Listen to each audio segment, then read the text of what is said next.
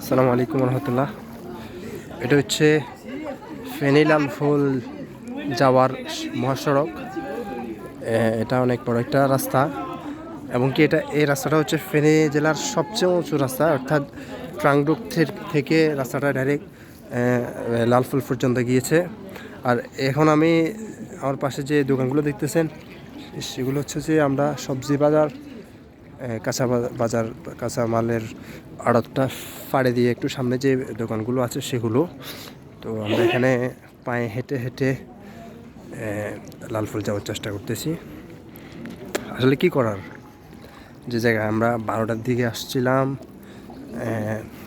আমাদের স্বেচ্ছাসেবী টিমদের মধ্যে ওরা 5টা স্পিডবোট নিয়ে এসেছিলো। এখন ওরা যেখানে 1টা বাজে আসার কথা সেখানে ওদের কোনো খোঁজখবর পাচ্ছি না, কারণ আমি জানি না আসলে এটা কোন সিস্টেমের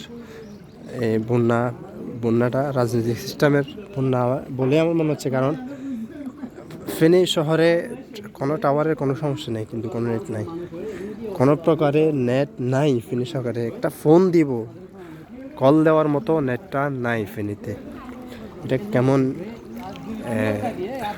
বন্যা সেটা আমার জানা নেই।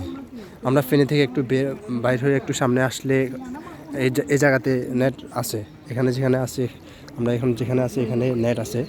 তো পেছনে গেলে ফেনী শহরে নেট নাই। এখানে নেট থাকলেও এখানে কেন থাকবে না? ফেনী শহরের বিভিন্ন স্থানে এখনও শুকনো রয়েছে, মানে মোটামুটি। আর ফেনী শহরের যত টাওয়ার রয়েছে সবগুলো হচ্ছে যে 3তলা 4তলার উপরে। তো ওইরকম তো কোনো টাওয়ারে ফানি অতটুকু ফেনী এই জায়গায় উঠে নাই।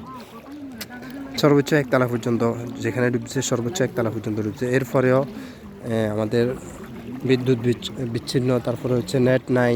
এটা কেন, এটা আমার জানা নাই। এই যে দেখেন ওই পাশে যে ঘরগুলো দেখেন, প্রায় 1তলার মতো ডুবে গিয়েছে।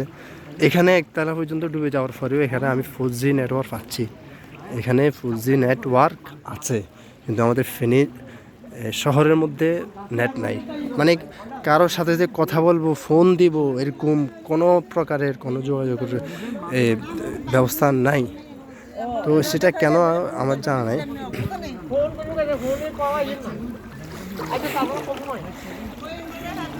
আসলে ভাই বন্যার কথা কি বলবো, অনেক অবস্থা খুব ভয়াবহ, খুব ভয়াবহ। এখানে আপনাদেরকে তো বললামই, আমরা 12টার পরে এই রাস্তা দিয়ে আমরা গিয়েছিলাম, আর তখন পানি ছিল মোটামুটি হাঁটু পর্যন্ত। আর এখন আমরা স্বল্প সময়ের ব্যবধানে এখন আমাদের পানি হচ্ছে কোমর পর্যন্ত। আর পানির খুব স্রোত এখানে, মানে স্বাভাবিকভাবে হাঁটাচলা করাটা অনেক মুশকিল। মানে নর্মাল বা সাধারণ কোনো মানুষ যদি হাঁটতে চায় তাহলে তার অনেক কষ্টকর হয়ে যাচ্ছে। আর সামনে আরও বেশি পানি, যতটুকু জানতে পারলাম লোকদের থেকে আমরা শুনলাম, সামনে নাকি একদম কোমর পর্যন্ত পানি। ভাই সামনে পানি কিরকম, কতটুকু আছে? আরো কি বেশি নাকি আরো কম? সামনে কম, সামনে ওইদিকে কম।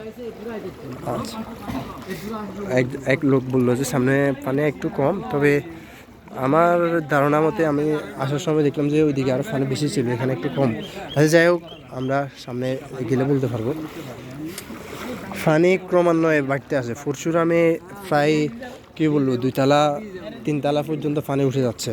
পরশুরামে এখন সেনাবাহিনী কাউকে, স্বেচ্ছাসেবী কাউকে যেতে দিচ্ছে না, কারণ ওইদিকে যাই কোনো লাভ হচ্ছে না। কাউকে কিছুই, গাছপালা পর্যন্ত দেখা যাচ্ছে না, এমন অবস্থা পানি।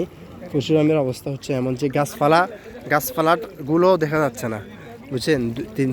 2তলা প্লাস 2তলা 3তলা পর্যন্ত পানি উঠে গেছে। আর এরপরে ফুলগাজীর দিকে যেগুলো স্বেচ্ছাসেবী যারা গেছে, আমাদের স্পিডবোট, তারপরে ট্রলার নিয়ে যেগুলো গেছে, ওরা যাইও সেখানে কোনো সুবিধা করতে পারতেছে না। কারণ হচ্ছে যে গাছপালা, রাস্তা তো দেখার কোনো সুযোগই নেই, রাস্তা অনুমান করারও, সেখানে পানির জন্য রাস্তা অনুমান করারও কোনো সুযোগ হচ্ছে না। তো স্পিডবোট যেগুলো নিয়ে যাচ্ছে সেগুলোর ডানা ভেঙে যাচ্ছে, কোনোগুলোর ফাঁকা ভেঙে যাচ্ছে, এভাবে মানে সমস্যার সম্মুখীন ওরা। তো এই জন্য যারা স্বেচ্ছাসেবী যারা গেছে ওরাও অনেকে আটকা পড়েছে। সর্বোপরি মানুষ কতটা বিপর্যয়ের মধ্যে রয়েছে এটা আপনারা এখান থেকে অনুমান করা যাচ্ছে, এখান থেকে বুঝতে পারতেছেন। এখানে যেহেতু পানি আমাদের প্রায় রান বা কোমর পর্যন্ত দেখতেছেন, আর সেখানে পানি কতটুকু হবে সেটা তো আমি আর বলতে পারছি না, কারণ এটা হচ্ছে ফেনী জেলার সবচেয়ে উঁচু রাস্তা।